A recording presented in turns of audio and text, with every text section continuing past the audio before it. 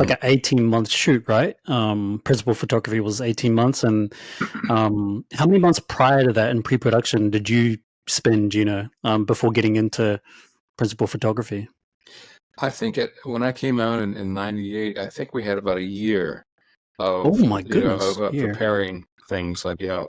sculpting, molding, and it was. I mean, a year was nothing. It just flew by because there was so much stuff to do. Cool.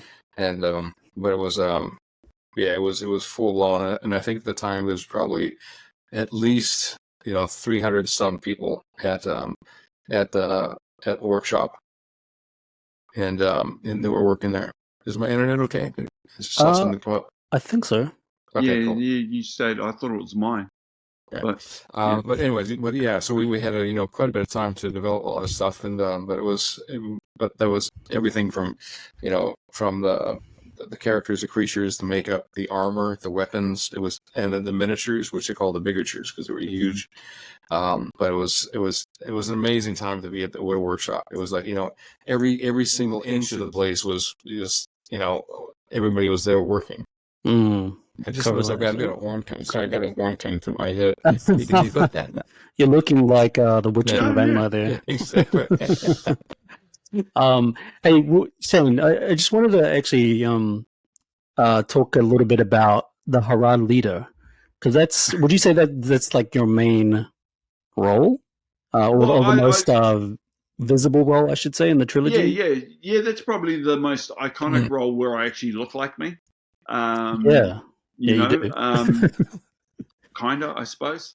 Yeah. And you know what's funny is that even though people that say for instance the Witch King of Angmar, the White Witch King, I was fully prosthetic up but to be honest, the Harad leader, even though people can see my face in it, that actually took just as long to apply the prosthetic.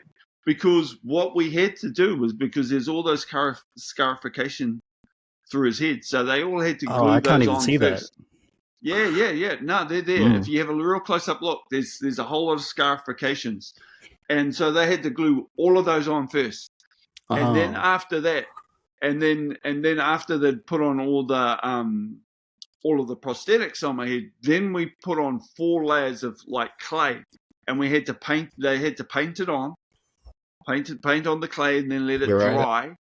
And you couldn't speed dry it. You had to kind of let it dry naturally. And then they painted on again, and painted it. So 4 layers.